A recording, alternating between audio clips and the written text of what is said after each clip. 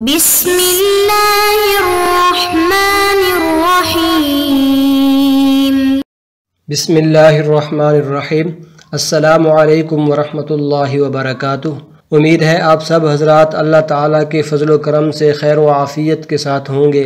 M اے اسلامیات کے مضمون اسلامی اخلاق و تصوف کا آج ہمارا 11واں سبق ہے، اور آج کے اس سبق کے اندر ہم گفتگو کریں گے عسکری زندگی کے بارے میں اخلاقیات کے عنوان پر۔ اور آج کا سبق شروع کرنے سے پہلے پچھلے سبق کا خلاصہ دیکھ لیتے ہیں۔ پچھلے سبق کے اندر ہم نے بنیادی طور پر مندرجہ ذیل 3 باتوں پر گفتگو کی تھی۔ نمبر 1 یہودیت کا تصور اخلاق، نمبر 2 مسیحیت کا تصور اخلاق، نمبر 3 زرتشت کا تصور اخلاق۔ اور آج کے اس سبق کے اندر ہم مندرجہ ذیل 5 باتوں پر گفتگو کریں گے۔ نمبر 1 عسکریت کا معنی و مفہوم، نمبر 2 تاریخی لحاظ سے عسکریت کا آغاز، نمبر 3 عسکری نظام کی حکمت و مصلحت، نمبر 4 عسکریت کا اسلامی تصور، نمبر 5 عسکری نظام میں چند اخلاقی پہلو۔ آئیے اب ذرا ان باتوں پر تفصیل کے ساتھ گفتگو کرتے ہیں۔ ہماری سب سے پہلی بات جس کا عنوان تھا عسکریت کا معنی اور مفہوم۔ لغت کے اعتبار سے اس کا معنی ہوتا ہے فوج، سپاہ، لشکر۔ اسی طرح اس کا ایک معنی ہوتا ہے یہ عسکر سے منسوب ہے اور اس کا معنی ہوتا ہے سپاہی۔ اسی طرح اس کا ایک معنی جارحیت، جنگ پسندی، فوجی اور جنگی ذہنیت بھی آتا ہے۔ اور اس کا اصطلاحی معنی ہے ایک منظم لوگوں کے گروہ یا ہجوم کا نام ہے جس سے مختلف قسم کے ہتھیاروں سے مسلح کر کے لڑنے کی تربیت دی جاتی ہے، جنگ کے لیے تیار کیا جاتا ہے اور پھر میدان کارزار میں اتار دیا جاتا ہے۔ اور اگر عسکریت کے مفہوم پر بات کریں، انسان کی سب سے اولین ترجیح اپنی حفاظت ہوتی ہے، اور یہی اولین ترجیح عسکریت کہلاتی ہے۔ کسی انسان، فرد، گروہ، قوم یا ملک و ملت کی حفاظت کے لیے جو منصوبہ بندی کی جاتی ہے، تدابیر اختیار کی جاتی ہیں، وہ عسکریت کے زمرے میں آتی ہیں۔ عسکریت کا تعلق فوج اور جنگ و جدل کی منصوبہ بندیوں اور تدابیر سے ہے۔ اسی طرح وہ تمام پہلو جو فوج اور جنگ سے متعلق ہوں گے عسکری عناصر کہلائیں گے۔ عزیز طلباء کرام، اب بات کرتے ہیں اپنے آج کے سبق کی دوسری بنیادی بات پر جس کا عنوان تھا تاریخی لحاظ سے عسکریت کا آغاز۔ تاریخی لحاظ سے عسکریت کا آغاز حضرت آدم علیہ السلام کے 2 بیٹوں کی لڑائی کے واقعے میں ظہور پذیر ہوتا ہے، جب حابیل اور قابیل نے اللہ کی راہ میں قربانی پیش کی تھی، اور حابیل کی قربانی کو شرف قبولیت حاصل ہوا تھا، جبکہ قابیل کی قربانی کو اللہ رب العزت نے رد کر دیا تھا، اور قابیل نے اس کا ذمہ دار اپنے بھائی حابیل کو قرار دیا، جبکہ اس میں حابیل کی اپنی نیت کا عمل دخل زیادہ تھا، لیکن حقیقت سے روگردانی کرتے ہوئے اس نے بھائی حابیل کو قتل کر ڈالا۔ عزیز طلباء کرام، اب بات کرتے ہیں اپنے آج کے سبق کی تیسری بنیادی بات پر جس کا عنوان تھا عسکریت کی حکمت و مصلحت۔ اللہ رب العزت نے انسان کو اشرف المخلوقات بنایا، اور انسان کی جان اور خون بہت ہی محترم ہے، اور صرف مذہب اسلام کے اندر نہیں بلکہ دنیا کے تمام مذاہب کے اندر اس کا اصول موجود ہے۔ انسانی جان اور خون کے احترام کو قرآن اور احادیث کی تعلیمات کے اندر دیکھتے ہیں۔ بے شمار جگہ پر اس کو مختلف انداز میں بیان کیا گیا ہے۔ آیت کریمہ ہے من قتل نفسا بغیر نفس او فساد فی الارض فکأنما قتل الناس جمیعا۔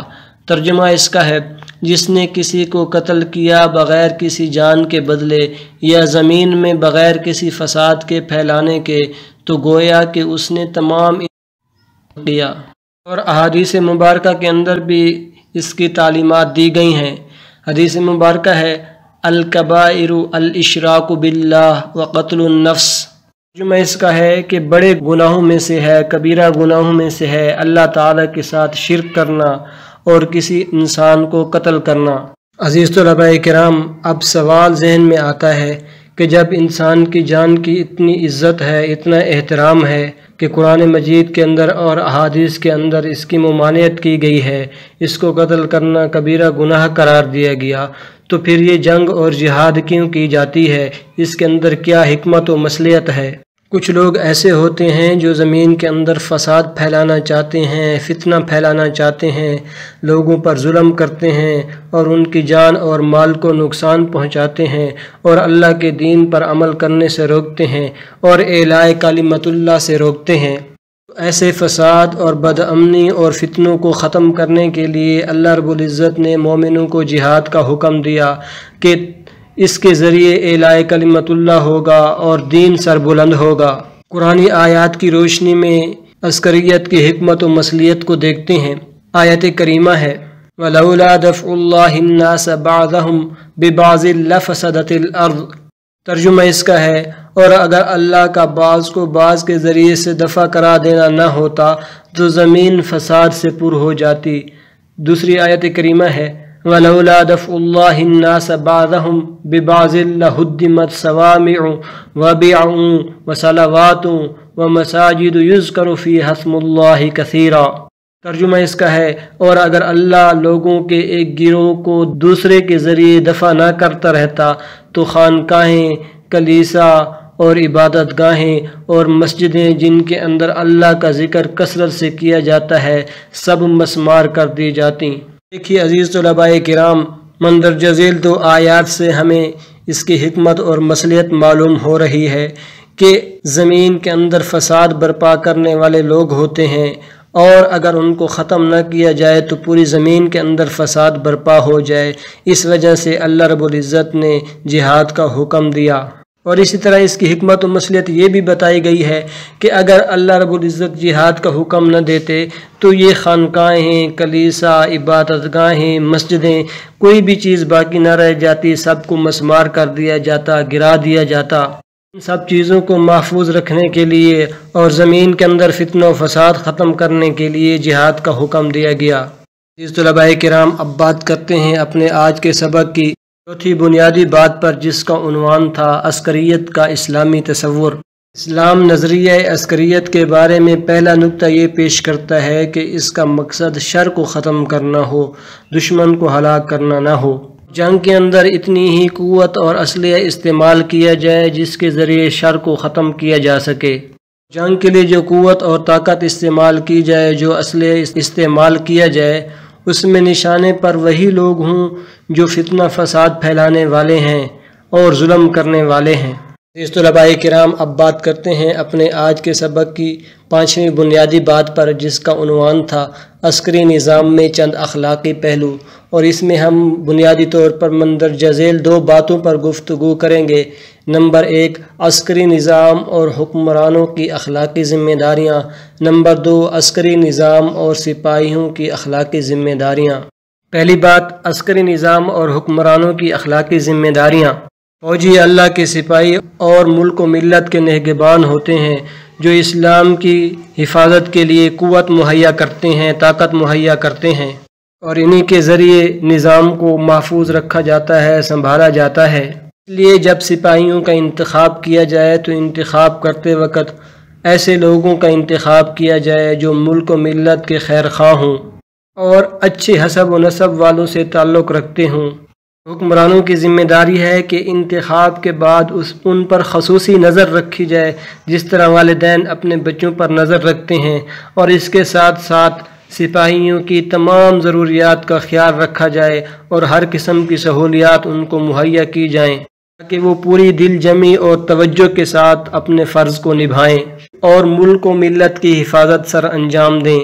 دوسری بات، عسکری نظام اور سپاہیوں کی اخلاقی ذمہ داریاں۔